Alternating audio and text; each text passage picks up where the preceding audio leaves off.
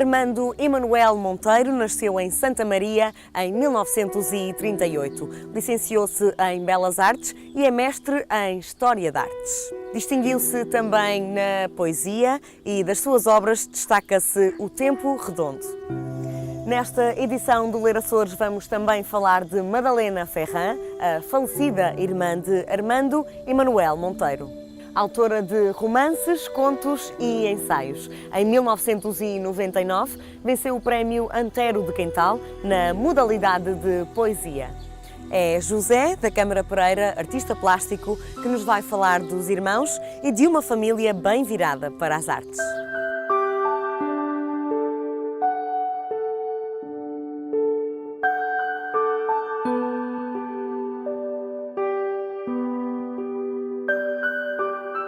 Nasceu mais um poeta.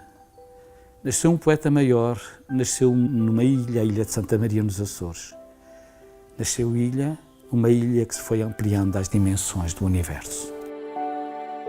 E o Tempo Redondo tem estas palavras descritas pelo padre e professor Manuel Antunes. Armando Emanuel Monteiro é um poeta muito forte e muito difícil também. Ele aparece muito jovem a escrever poesia. Poesia ainda aos 15, 16 anos, oculta, tímido, mas ele foi-se aprofundando imenso no conhecimento do mundo, da ciência e fundamentalmente da grande literatura. A Madalena Ferrand é um caso raro, é um caso em que ela não tinha cursos superiores, porque ela quando foi para o Colégio das Meres, o Colégio São Francisco Xavier, ela começou a escrever. E escreveu um conto, escreveu uma coisa que foi uma provocação. Depois, a segunda e a terceira situação em que ela escrevia, ela foi expulsa do colégio. E, portanto, ela depois estuda por si própria. E ela começa a ser um ícone da literatura self-made woman, porque ela começa a escrever e quando começa a escrever, casa cedo, aparece-lhe o prémio Antero de Quental de Poesia, quando ela tinha 23 anos. A nossa casa foi habitada da cultura, porque o meu pai e os meus avós, o meu avô era historiador, e Manuel Velha Ruda, e a minha avó era pianista. Depois o meu pai, isto é da parte da minha mãe, do meu pai, ele muito cedo começou a interessar-se pela poesia. E aos 15 anos, 16 anos, começou a escrever para o Eco de Funchal, poesia ainda infantil. E essa infância foi muito interessante porque por lá passaram muita gente. O Armando Cortes Rodrigues era padrinho, Domingos Rebelo trabalhou na nossa casa, o professor Vitorino Médici passava por lá, Dante Laetano e outros, Cecília Meirelles passou por lá. Portanto, foi interessante essa situação, foi uma bênção. Começaram nos Açores, mas só depois é que atingiram, quando atingiram o público mais vasto, é que começaram a ser mais reconhecidos. O que aconteceu com o Armando e com a Madalena foram situações que nasciam do ambiente que se vivia da casa. Aquilo que aconteceu foi que surpreenderam-nos e se tornaram figuras muito interessantes, não só nos Açores, mas com os prémios que ganharam depois lá fora.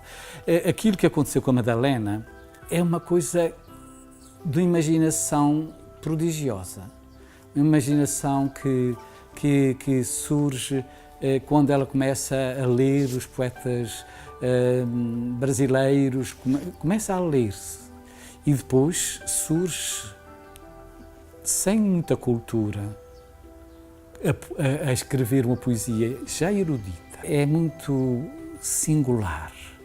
Ela parece que tem o gene da poesia dentro dela. Depois se foi surpreendendo e chega a começar a escrever aos 18, 19 anos, poesia que começa a ser o princípio daquilo que vai dar-lhe o Prémio Nacional de Poesia. Começávamos a ler muito cedo o Robinson Crusoe, os livros para jovens, e isso foi.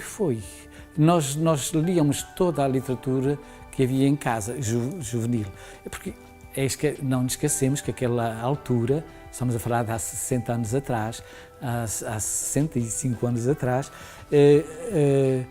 não havia televisão, não havia muitos acontecimentos. Então a casa é que tinha matéria-prima e a poesia aconteceu. A literatura abre-se imenso, porque o universo da poesia, da literatura escrita, não só poética, o Ulisses de James Joyce, as coisas todas que é bom, essa de Queiroz, Vitorino Mésio, como já disse, e Portugal está cheio de rica literatura, não é? Na poesia, o Eliot, talvez Thomas Mann, e porventura no ensaio, o Malraux com As Vozes do Silêncio. Meninos, jovens, adultos, aprendam a que os grandes escritores passaram como nós todos pela vida e manifestam um saber que vai ao nosso encontro. Nós todos ficamos muito mais ricos, muito mais plurais, muito mais a compreender o mundo em que vivemos.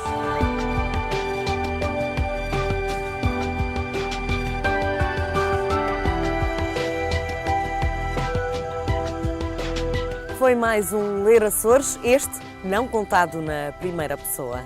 Nós voltamos no próximo sábado. Até lá, boas leituras.